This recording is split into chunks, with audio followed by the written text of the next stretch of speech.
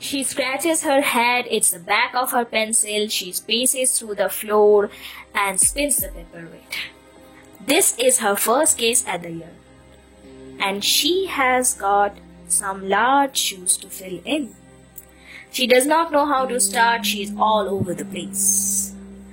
Dear members of the fandom family, welcome to the Madness of Fandomverse. Today's story is Into the Hex. Written and narrated by yours truly, Shubeshna Ghosh, and edited by Ananya Hajra. Hope you all like it. Let's dive in. Mr. David Thomas choked inside his own car while doors and windows were locked from inside.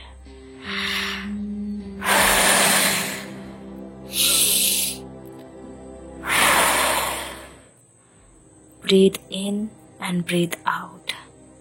Her father used to say that at times of her panic attacks, be it before exam or a prom date. Being a detective was an odd choice, but the hurt knows what it was. She breathes in deeply and slowly exhales, and eventually calms down. If they were here today, what would they do? What would be their take on the case? How would they approach it? How would they solve it? She was looking at the photos of the 5 suspects scattered haphazardly all over the desk. Victim is an adult male, mid-40s, murdered inside his own car, blue Range Rover, around 10 p.m. of 29th of February. Mr. David Thomas. Suspect's range is between early 30s to mid-40s. All women of questionable nature. Before death, the victim came in contact with all 5 of them at different parts of the day.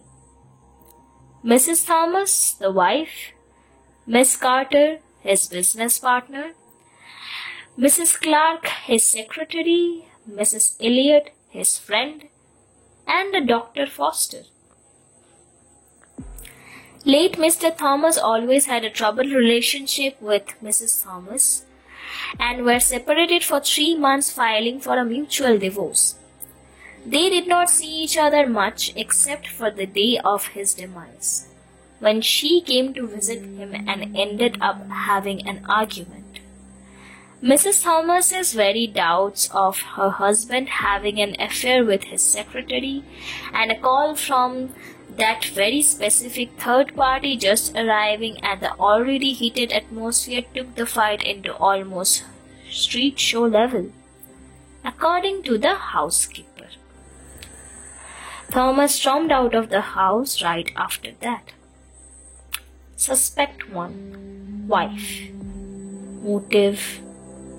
Money? Jealousy? How dare you say that? Do hell, I hated the man for his lies, he told me, but that makes him a liar, not me a murderer. And money? Oh, honey, you should read the files on how much I was gonna empty his pocket after the divorce. Trust me, he is relieved that he is dead.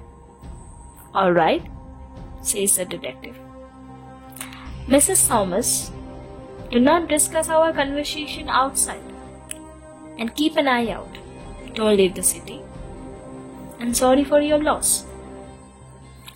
If you really want to lock someone up, might I tip you that the sister is a little bit crazy? I'll be the judge for that. Thank you. You can go now. Mr. Thomas next went to Mrs. Elliot, his new friend, at 11:02. And then the 2 of them were seen walking into Dr. Foster's chamber. Mr. Thomas bleeding from a crack in his temple. Mr. Thomas was seen walking out of there at 2 o'clock in the afternoon. You ladies were 2 of the major things what happened on his last day. occupied the most of his time? Mrs. Elliot, I want to know what happened to his head. He left his house all brushed up and polished, and he leaves your house with a bloody crack in his head? I'll be honest with you. Me and David, we were seeing each other for the past 2 weeks, and I had no idea that he had my keys. He tried to surprise me, hugging me from back. I thought it was a stranger and I kicked him in the nuts and hit his brain with the glass I had in my hand before realizing who he was. I am truly guilty for what I did, but Alfina here can speak for me. She knows the whole story. Dr. Alfina Foster, says the detective. Quite the story your friend cooked up here. Are you going to repeat her exact words, or do you have something else to put on the platter? Listen, miss. I do not know what detective interrogates a doctor for just doing their jobs. But this guy comes in bleeding and I stitched him up. That's it. Sure, he was pissed off at her for leaving him with a scar, but think about it. If Christina's aim were to murder him, she would not have carried him to a bloody hospital. Now, I know all about you, hitting the papers, making a big deal, just entering the force. But the superstar, if you really want to keep your family name, you need to do better and start thinking like that. I can assure you, Dr. Foster, that this is a standard procedure, and I will call you whenever I wish to, not giving a damn about your precious time because I can. So cancel all the medical conference for a while now, till the superstar solves the murder case of your patient. Leave. And thank you. What would they do? What would they do? Breathe in, breathe out. After leaving the chamber, Mr. Thomas visited his office.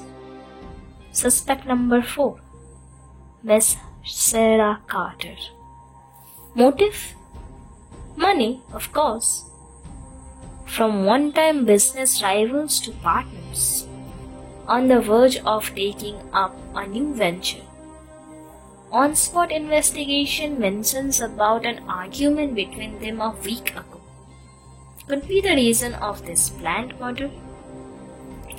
Excuse me? Do you know who you are speaking with? Murder? He was my business partner. Do you have any idea how his death will affect my life? We had an argument, yeah. But that was because he wanted to add more partners in our business. People I thought were less deserving. He wanted to give position to those people who deserve squat. But now that he is dead, you are the only existing partner. You will have all the power and control over the brood. A businesswoman like you surely won't disagree with this, right? I don't need people to die to earn money. Now, if you can please excuse me, can I go now? I have an important meeting to attend. Yes, you can go now. But don't leave the city. Yeah. We will see. Now all that remains is Mrs. Clark, his secretary. Office romance going wrong? Yeah, of course. Make the personal secretary the villain, says Mrs. Clark. It's clearly his wife. She never let him be in his place, in peace. And now finally she killed him. And all you can do is pick up the wrong girl. Miss Clark, cheating on her husband, having an open and out relationship with her boss. The definition of wrong and right depends on perspective. You are ambitious, smarter, and a liar. Why should I trust you? Why should I trust anything that comes from your mouth? Look, I'm not cheating on my husband. We are in an open marriage and Steve knows about my relationship with David. I'm in a happy marriage and I don't mind the money as long as I'm in free and liberating marriage that I'm in. It was just physical between me and David.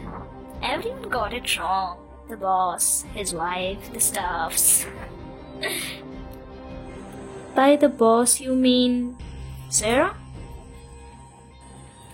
Yeah, she came inside David's office when we were, in an inappropriate situation. Made a whole deal out of it. Threatening David with human ratios and shit. So, says the detective. This was a week ago? Yes, says Clark. Rosie smiles. Down to 2 now. Mrs. Carter and Mrs. Clark. One of them is lying. Who? Who has the purpose? Who has a greater motive? Is it Mrs. Clark? Secretly in love with Mr. Thomas? Losing it to seeing him with another woman? Or is it Mrs. Carter? Thinking that she is getting David's undivided attention but discovers about Mrs. Elliot and then loses it? Focus! Love is the common determinant, so who is getting less? Rosie starts texting.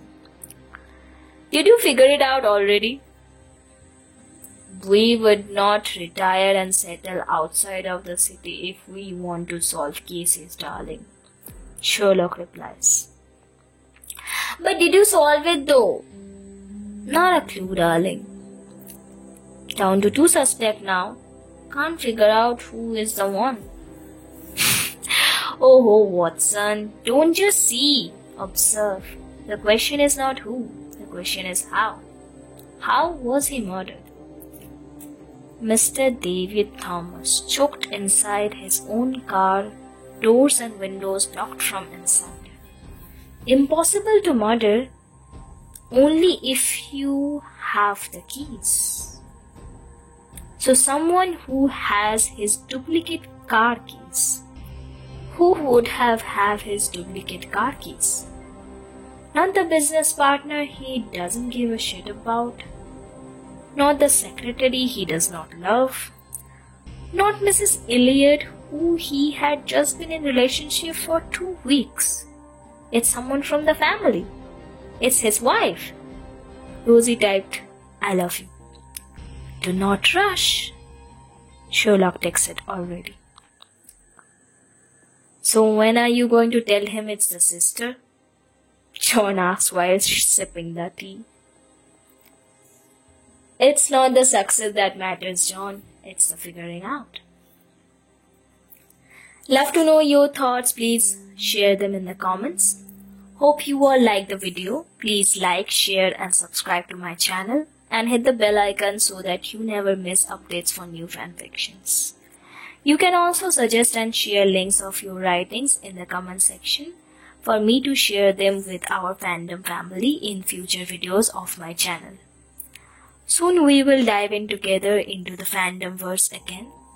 Until then, stay well and enjoy the madness of fandom verse.